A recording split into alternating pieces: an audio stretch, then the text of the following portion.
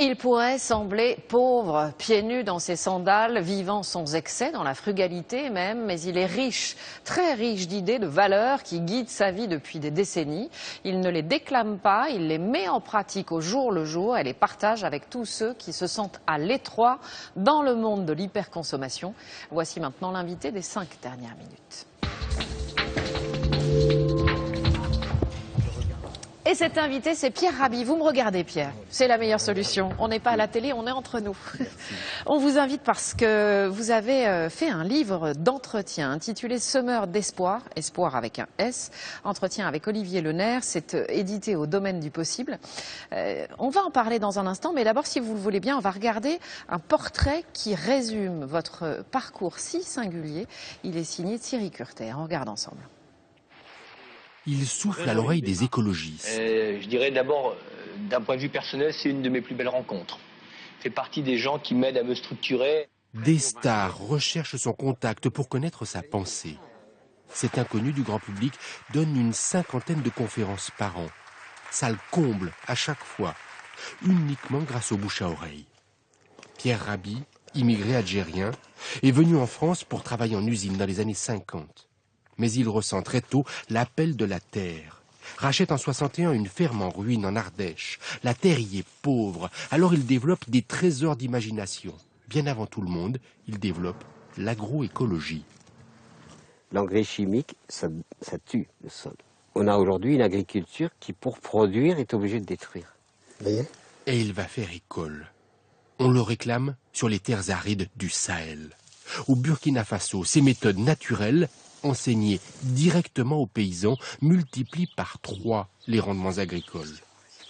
Aujourd'hui, Pierre Rabhi se veut passeur, surtout pas gourou.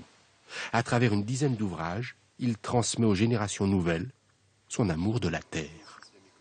Voilà pour ce portrait. Revenons maintenant sur ce livre d'entretien qui est donc intitulé Semeur d'espoir. Espoir, je le disais, avec un S. Semeur et espoir avec un S, ça vous ressemble bien ça, non ?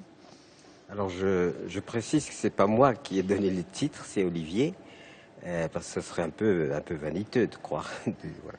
Donc à partir de là, ce livre m'a été assez essentiel, dans le sens où jusqu'à maintenant, mon écriture concernait soit les côtés un peu romanesques, soit j'utilisais l'écriture pour les actions que je mène, c'est-à-dire pour faire connaître les actions, faire ce que l'on dit, dire ce que l'on fait, et avoir cette pédagogie, si vous voulez, complète pour proposer autre chose. Pourquoi est-ce que vous êtes confié, cette fois-ci, avec ce livre-là, de manière un peu plus intime? Est-ce que vous avez l'impression que votre parole porte plus en ce moment, qu'on vous écoute?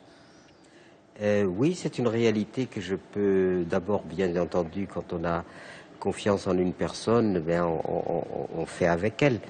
Et il est évident qu'aujourd'hui, et j'en suis d'ailleurs le premier surpris et heureux, le message qui a été, que j'ai porté depuis des années était audible, mais peu audible. Et aujourd'hui, je pense que parce qu'on a, avec Michel, ma compagne, anticipé sur l'avenir, eh bien, cette anticipation depuis notre installation en Ardèche depuis 61 a été quand même quelque chose qui a été un préambule à autre chose. Pourquoi, Pierre, est-ce qu'on vous écoute plus en ce moment? Est-ce que c'est parce que la situation est plus urgente? Qu'est-ce qui nous menace? C'est la mondialisation? C'est le communautarisme? C'est la guerre économique? Ben, aujourd'hui, disons, le monde est dans une forme de chaotisation généralisée. C'est-à-dire qu'il se déstructure de tous les côtés, que ce soit l'ordre économique, que ce soit tout ce qu'amène la mondialisation, les disparités entre les populations qui s'accroissent. Il y a aussi la problématique évidemment écologique qui est gravissime chaque jour. Vous dites bien gravissime, oui, on vous entend bien, parce absolument. que vous parlez doucement, mais vous dites des mots importants. C'est très important parce que je l'ai dit tel que je les ressens, mais mon ressenti, il n'est pas fait simplement sur des impressions, puisqu'il est fait sur des constats.